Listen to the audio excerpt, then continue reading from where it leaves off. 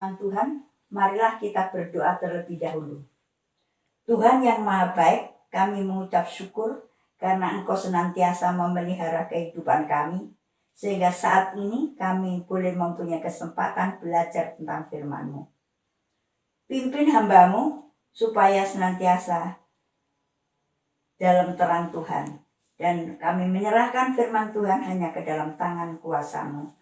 Di dalam nama Tuhan Yesus kami sudah berdoa dan mengucap syukur. Amin.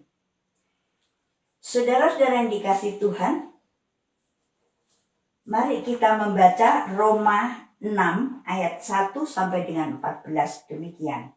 Mati dan bangkit dengan Kristus. Jika demikian, apakah yang hendak kita katakan? Bolehkah kita bertekun dalam dosa supaya semakin bertambah kasih karunia itu? Sekali-kali tidak. Bukankah kita telah mati bagi dosa? Bagaimanakah kita masih dapat hidup di dalamnya? Atau tidak tahukah kamu bahwa kita semua yang telah dibaptis dalam Kristus telah dibaptis dalam kematiannya? Dengan demikian kita telah dikuburkan bersama-sama dengan Dia oleh baptisan dalam kematian, supaya sama seperti Kristus telah dibangkitkan dari antara orang mati oleh kemuliaan Bapa, demikian juga kita akan hidup dalam hidup yang baru. Sebab jika kita telah menjadi satu dengan apa yang sama dengan kematiannya, kita juga akan menjadi satu dengan apa yang sama dengan kebangkitannya. Karena kita tahu bahwa manusia lama kita telah turut disalibkan supaya tubuh dosa kita hilang kuasanya, agar jangan kita menghambakan diri lagi kepada dosa. Sebab siapa yang telah mati, ia telah bebas dari dosa.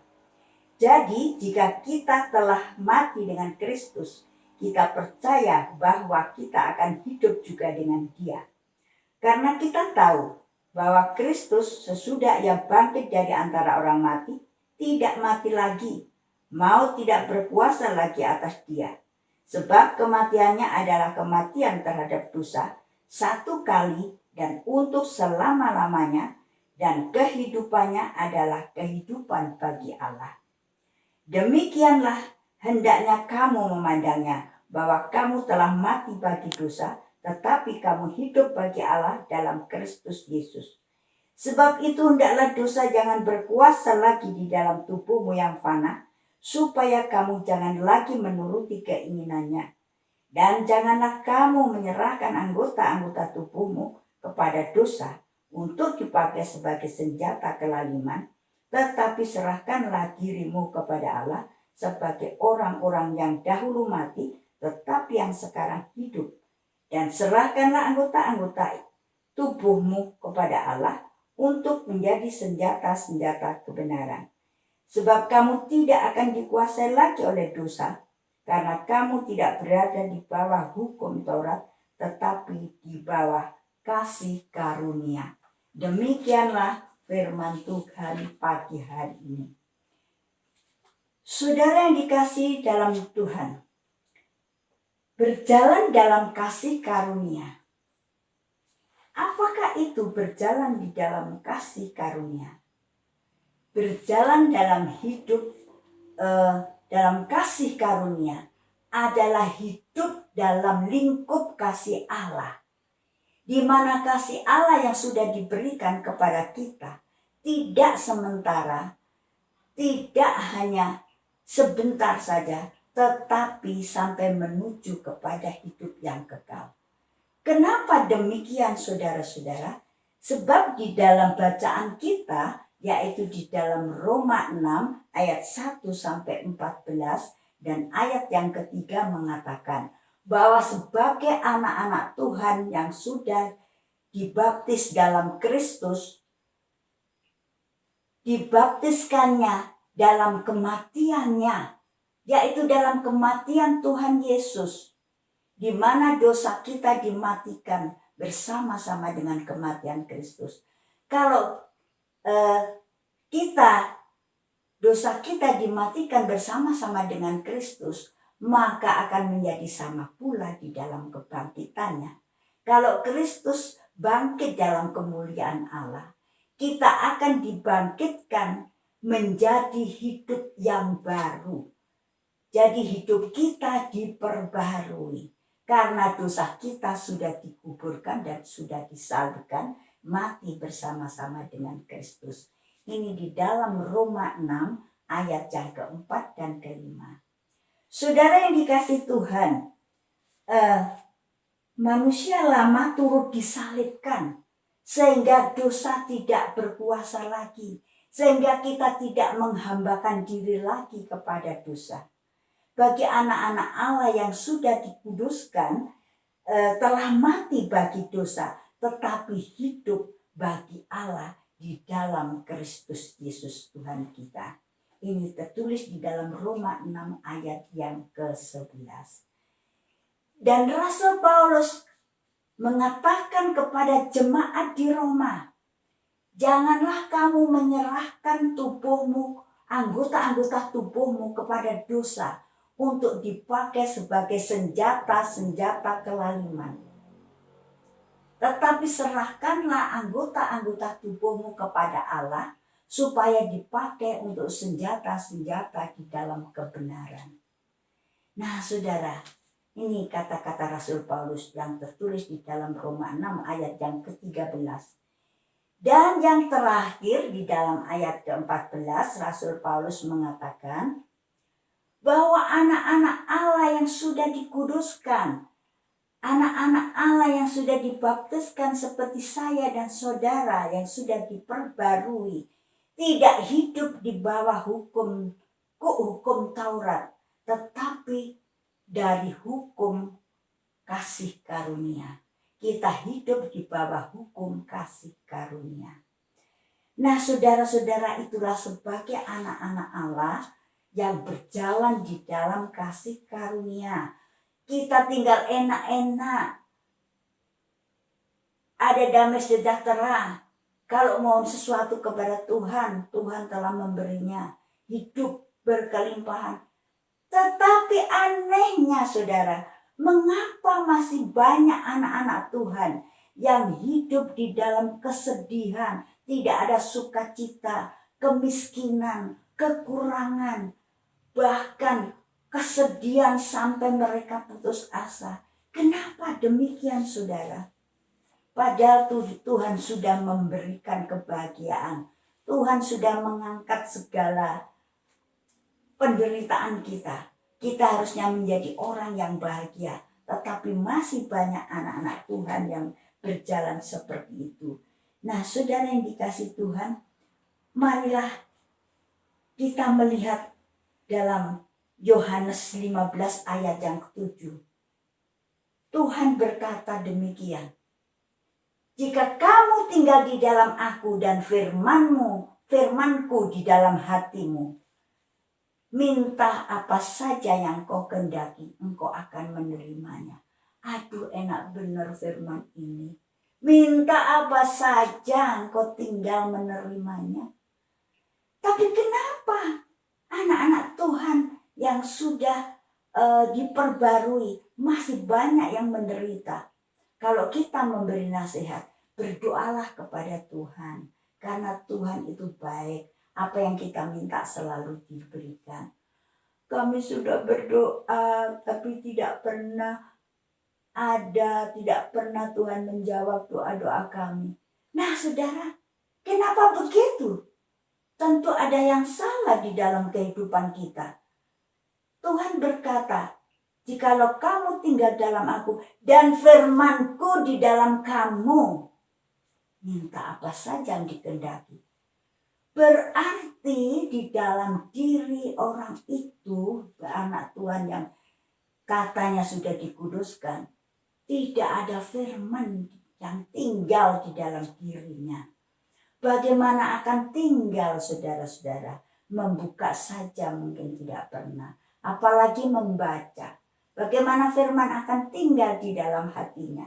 Padahal hati kita seharusnya penuh dengan perbandaran firman. Sehingga jika kita minta kepada Bapa, Tuhan tinggal memberinya. Tuhan tidak pernah berbohong. Kata-katanya iya dan amin. Firman-Nya iya dan amin. Kalau kita tidak bisa menerima, tentu ada yang salah di dalam kehidupan kita. Nah, saudara yang dikasih Tuhan, bahkan di dalam Yohanes 10 ayat yang ke-10 mengatakan, pencuri datang hanya untuk mencuri dan membunuh dan membinasakan. Waduh, tercuri kedamaian kita, tercuri sukacita kita. Mungkin tercuri barang kita karena ditipu orang. Tapi Tuhan datang, aku datang supaya mereka mempunyai hidup dan mempunyainya dalam segala kelimpahan. Waduh, luar biasa. Kalau Tuhan datang mempunyai hidup dalam segala kelimpahan. Tapi mengapa anak-anak Tuhan yang berkeluh kesah itu tidak berkelimpahan? Nah, saudara-saudara, tentu ada yang salah di dalam kehidupan mereka. Tentu ada yang kurang di dalam kehidupan mereka. Mungkin mereka masih menjalankan kedagingan. Mungkin mereka masih menjalankan hal-hal yang kurang berkenan kepada Tuhan. Nah, bagaimana saudara-saudara supaya kita hidup berkenan kepada Tuhan dan berjalan di dalam kasih karunia? Apakah solusinya, saudara-saudara? Solusinya adalah bertobat. Loh, kami kan sudah bertobat, Bu. Bertobat itu tidak hanya sekali. Tapi bertobat itu menurut kebutuhan kita. Kalau kita berbuat dosa, kita harus bertobat, mengakui kesalahan kita di depan Tuhan. Jadi supaya kita diperbarui dan diperbarui. Pikirkanlah hal-hal yang baru, buang hal-hal yang lama. Kita harus mengubah pola pikir kita. Pikirkanlah hal-hal yang positif. Jangan hal-hal yang negatif. Dan jangan ungkit hal-hal yang lama. Karena Tuhan sudah memperbaruinya. Marilah kita membaca Roma 12 ayat yang kedua demikian. Janganlah kamu menjadi serupa dengan dunia ini. Tetapi berubahlah oleh pembaruan budimu. Sehingga kamu dapat membedakan manakah kehendak Allah, apa yang baik, yang berkenan kepada Allah, dan yang sempurna. Saudara, serupa, jangan kamu serupa dengan dunia ini. Jangan serupa dengan dunia ini. Bagaimanakah saudara? Serupa dengan dunia itu hanya kepentingan jasmani. Menuruti keinginan daging. Pesta pora, kemabukan. Jangan kita melakukan hal-hal yang demikian. Tetapi harus berubah dengan pembaharuan budimu. Ini yang dimaksud Tuhan. Kita harus merubah pola pikir kita, tingkah laku kita, perkataan kita sebagaimana anak-anak Allah yang sudah dikuduskan. Nah, saudara yang dikasih Tuhan, tinggalkan kefasikan, kesombongan, pesta pora, perselisihan, dendam, benci, iri hati, kemabukan. Semua tinggalkan, kuburkan dalam-dalam. Tetapi pikirkanlah hal yang positif. Pikirkanlah yang baik sesuai dengan kehendak Allah. Saudara yang dikasih Tuhan, semakin kita mengaku sebagai anak-anak Tuhan, kita harus mengetahui siapa Bapak kita. Kita harus semakin mengenal siapa Allah kita atau Bapak kita. Bapak kita adalah Allah yang penuh kasih. Allah yang penuh kasih, kita harus meneladan Allah yang penuh kasih. Dikatakan Allah yang penuh kasih di dalam 1 Yohanes 4 ayat 8 juga ayat 16 bahwa Allah adalah kasih. Kalau Bapak kita Allah yang penuh kasih, kenapa kita tidak meneladan Allah yang penuh kasih itu? Bahkan ada seorang yang baik, yang taat kepada Tuhan, tapi anaknya menjadi seorang penjahat. tentu ada yang salah. Mungkin di dalam pergaulan mereka. Mungkin ayahnya kurang mendidik yang baik terhadap anaknya. Tetapi Bapa kita Allah yang penuh kasih senantiasa memimpin di dalam kehidupan kita. Seharusnya kita menjadi anak yang baik. Nah, saudara yang dikasihi Tuhan, sebagai anak yang baik, anak yang sudah dikuduskan harus sadar bahwa kita jangan berbuat dosa lagi. Bahwa kita harus senantiasa menerapkan kepada Tuhan. Bahkan di dalam 1 Yohanes 3 ayat yang 10 mengatakan, sebab orang yang tidak berbuat kebenaran tidak berasal dari Allah. Jadi orang-orang yang jahat, yang sering memberontak kepada orang tua, yang tidak mempunyai kasih, berarti tidak berasal dari Allah. Tapi sebaliknya di dalam 1 Yohanes 3 ayat yang ke-9 mengatakan kebalikannya, yaitu tetapi setiap orang yang lahir dari Allah tidak berbuat dosa lagi, sebab benih ilahi tetap ada di dalam dirinya. Ini luar biasa, saudara. Bahwa anak-anak Allah yang sudah dikuduskan, sudah diperbarui, ada benih ilahi di dalam diri kita. Sehingga kita seharusnya tidak bisa berbuat dosa lagi. Saudara yang dikasihi Tuhan, selanjutnya, bersyukurlah dahulu apa yang sudah kami terima. Segalanya kita harus bersyukur. Bagaimana saudara kita minta dan minta lagi kepada Tuhan. Sudah diberi tidak pernah mengucap syukur. Tidak pernah mengucap terima kasih. Hanya minta dan minta. Secara manusia saja kalau kita memberi. Dan mereka tidak berterima kasih. Minta lagi. Sebagai manusia juga bosan. Tetapi Allah kita adalah Allah yang baik. Tetap anak-anaknya walaupun tidak baik tetap diberi kehidupan apa yang jadi kebutuhannya. Tetapi tidak penuh. Tetapi sebagai anak-anak Allah yang setia dipenuhkan segala kebutuhannya. Bahkan kadang-kadang apa yang tidak kita pikirkan telah dilimpahkan kepada kita. Nah, saudara-saudara yang dikasihi Tuhan, itulah kita harus senantiasa bersyukur. Dan 1 Tesalonika 5 ayat 18 mengatakan, mengucap syukurlah dalam segala hal, sebab itulah yang dikehendaki di dalam Kristus Yesus. Jadi apapun, sekecil apapun berkat yang kami terima, baik itu mencukupi kebutuhan kita atau masih dalam kekurangan, kita tetap mengucap syukur. Keadaan kita baik maupun kurang baik, tetap mengucap syukur. Karena kadang-kadang sesuatu yang baik di dalam kehidupan kita, di balik itu ada hal yang manis. Tuhan memberikan kehidupan kita yang manis, di mana di muka ada sesuatu yang pahit. Tapi rencana Tuhan tidak dapat diduga, tidak dapat kita perkirakan. Ternyata di belakang itu manis. Bisa berkata karena saya sudah pernah mengalami, saudara-saudara. Saya pernah kecewa karena suami saya minta suatu proyek yang kecil tidak diberikan. Padahal harga sudah bisa saling klop harganya, tapi tidak diberikan. Ternyata beberapa hari kemudian mendapat hal yang lebih besar 4 kali lipat daripada itu. Sehingga saya sakit hati kepada dosen saya karena pada waktu itu minta untuk memperbaiki gerbang di Simpson itu tidak diberikan.